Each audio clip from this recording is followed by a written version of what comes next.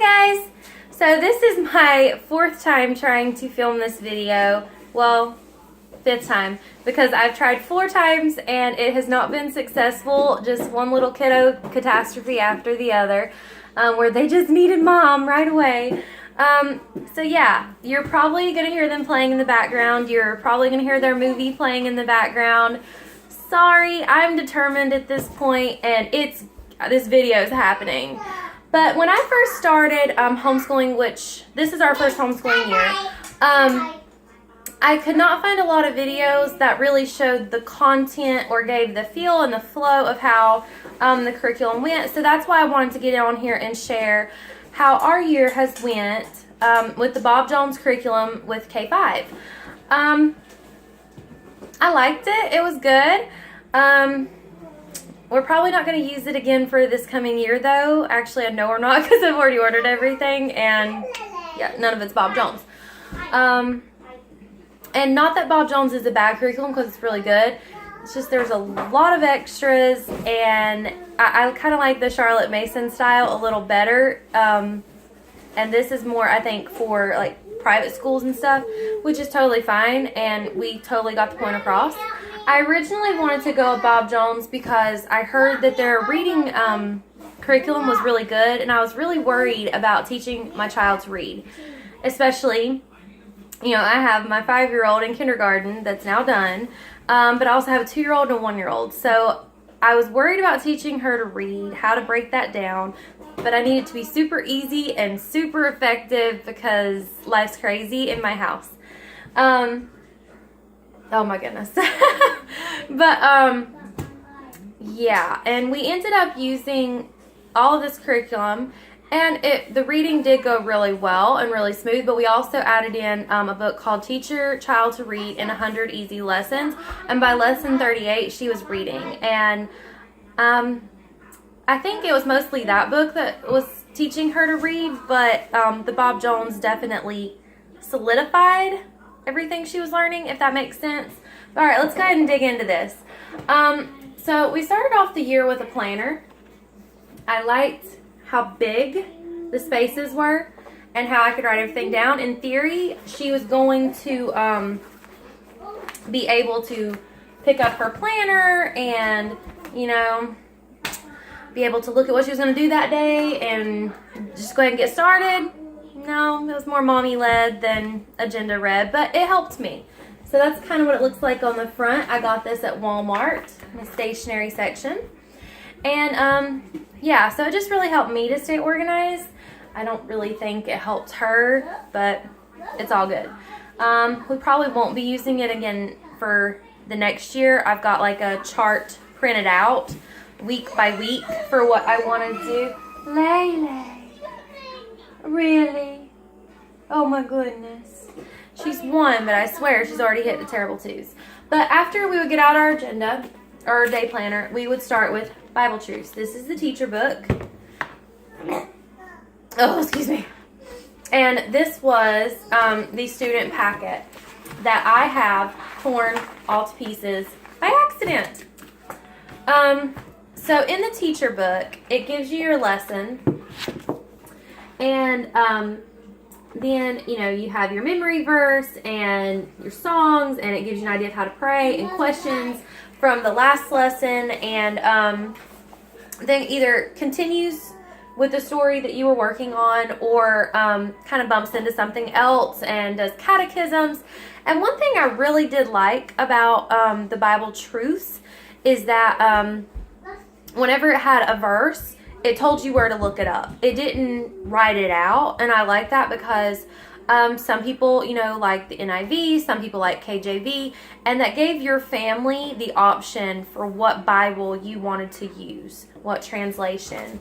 The student packet I thought was super simple. It was a lot of cutting out and gluing, and a lot of coloring, and I was trying to see here. Trying to see. There we go. Here's something other than cutting out, like connect the dots, and then there was some that was like Jesus loves, and you know, the child had to write in their name, and honestly it felt more like a Sunday school lesson What? They're my knife. That's not a knife. That's a fork. Why do you still have a fork? Go put that in the sink. No. Yes. They're knife. Where are you going? Oh my goodness. Well, he's running through the house with a fork. Oh well. I guess that makes him happy. But yeah, it felt more like a Sunday school lesson to me, and which is fine. But she enjoyed the crafts, but I don't know, we just seemed to get more out of it when we would just open up the Bible and read a few scriptures together or read a story together and, excuse me, baby, and talk about what words she didn't understand, and if she didn't totally understand the story, and we just talk about it and kind of apply it to our lives, and that just seemed to have more of an impact. And instead of just me blah blah blah blah blah about a story, you know, me asking her questions and her getting involved with just reading about it just seemed to go better. But it is good. And then after we would do Bible time, we would go into reading, because at first it was difficult for her and she didn't like it. So if we could just get it over with, she could focus on everything else for the rest of the day. But if we waited until the end of the day, yeah, she would drag out the entire day because she knew it was coming and she dreaded it. But once she got the hang of it, it got better. So Bob Jones with reading. This is the teacher book. And then it came with these readers. There are 32 readers. And starting off, there is no words in the books, or the readers. They kind of break it down in the teacher book. Looks like this, and you see each page individually. And like it says, what is Dave giving his mom? Do you think Dave made the card or bought it? And you know, it makes them look at the picture and have to figure out what's going on, and you know, kind of use their brains and all that. So that was good.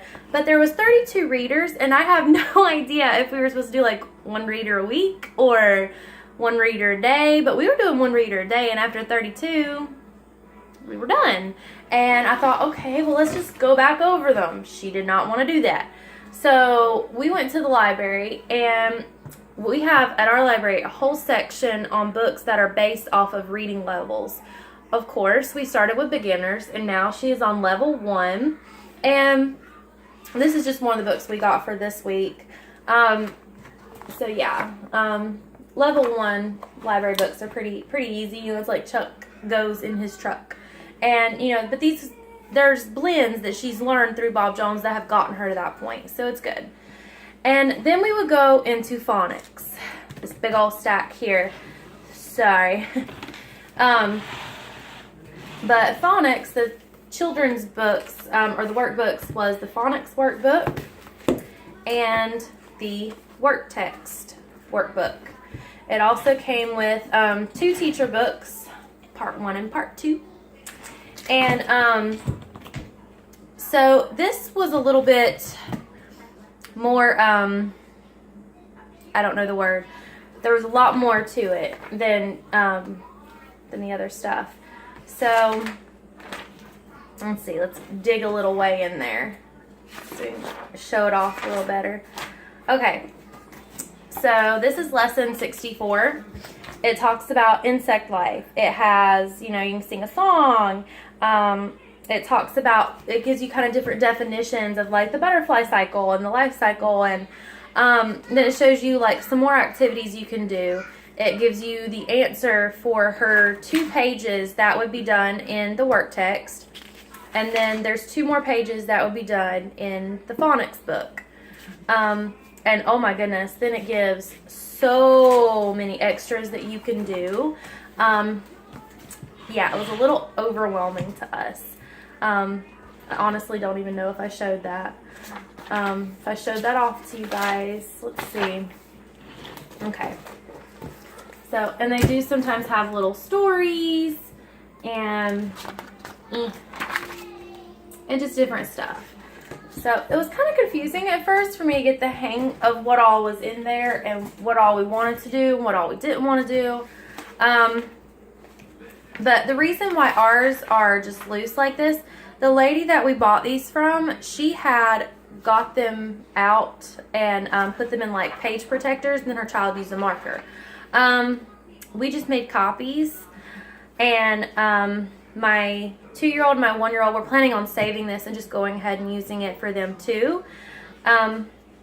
So yeah, we're gonna keep it and just make copies.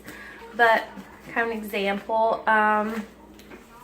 it does get more complex as you go on, so I'll try to find some of that.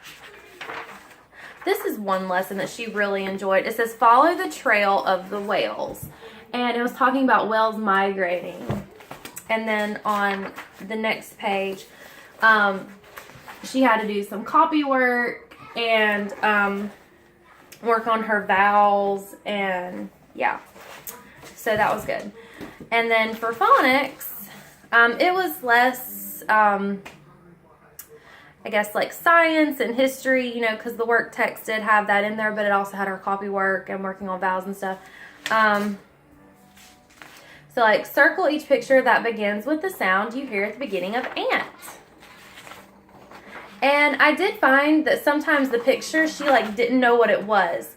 Like this probably would have been one thing she didn't know what it was. It's antlers, but it kind of looks like thorns, and you know, she may have not known what it was. So I had to go through and always tell her what each picture actually was called, and then I would let her do it, and she would determine which ones had the ah sound. And it's like, circle the correct word for each picture, you know, stuff like that. And it had some writing and coloring and, you know, draw a line 2, circle the right one. So, yeah, it was really good. It was a really good phonics. And then we would go into math. Math was actually really easy for us here. This is the teacher book. And here is the student book. And, yeah, it started off really easy. It felt like a review for her.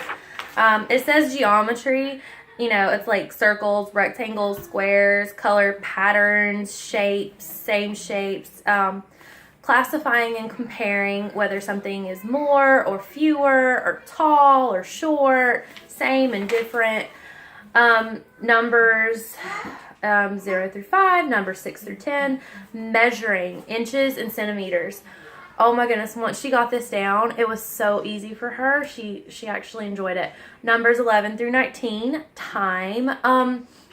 It went into how the longhand, there's a longhand, there's a shorthand, and how the longhand, if it points straight up, it's o'clock, and then the hour hand, you know, is 1 through 12, and it never really got to the minutes. It just talked about the hours, which was totally fine, and it went into analog and digital.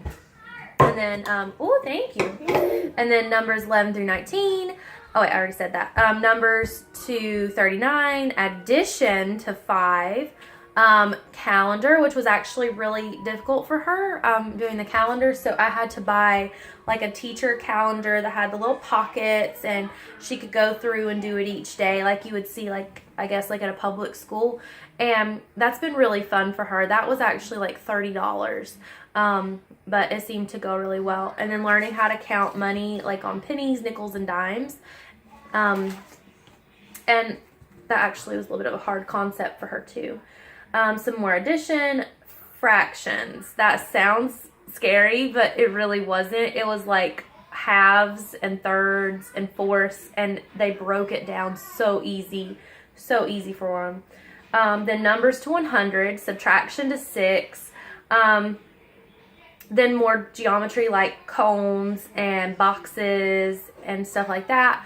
Some more on money, measurement, time, addition and subtraction to 10, more calendar, more fractions, and let's give you an idea of kind of what it looks like. In one lesson, it would kind of tell you how to talk to your child, what to say, kind of ways to get them to interact and touch and just, you know, get it in their mind. And then it would give the worksheets you were going to do and their answers. So there's that. And then, yes, baby. What? I can't hear you when you muffle your face. Let me see you. Alyssa help you? No. No, she didn't help you? Oh my goodness. She helped me. She didn't help you. I'm so sorry.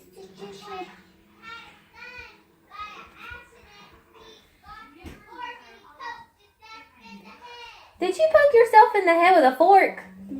Go put it in the sink. Yeah, go put it in the sink. Yeah, over there. Put it in the sink. Yeah, and come here and let me put it in the sink. And let me see your head. Come here. Where did you hit your head? Here. Well, I don't see. Well, it's a little pink. Mwah. Okay, go play and quit acting crazy. Okay, sorry. So let me kind of see here.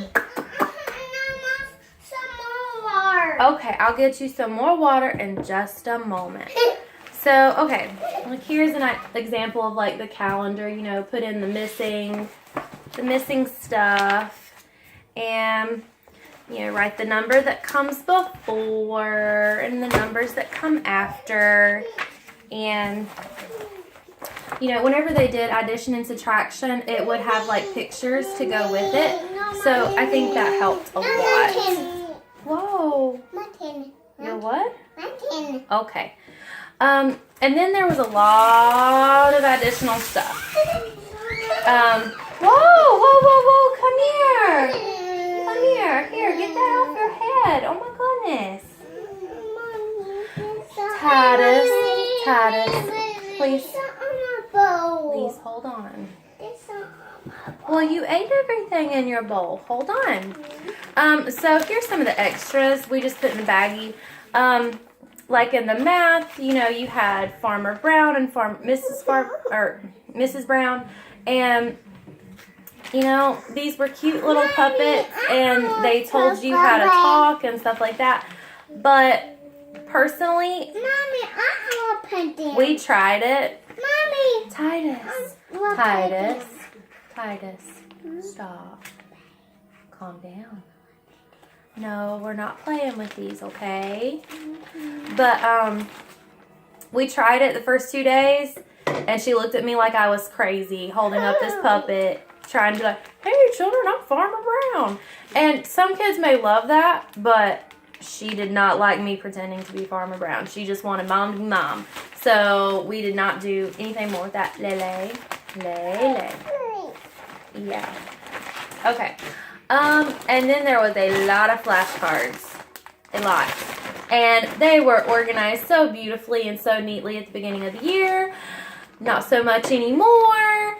So, yeah, we've used them.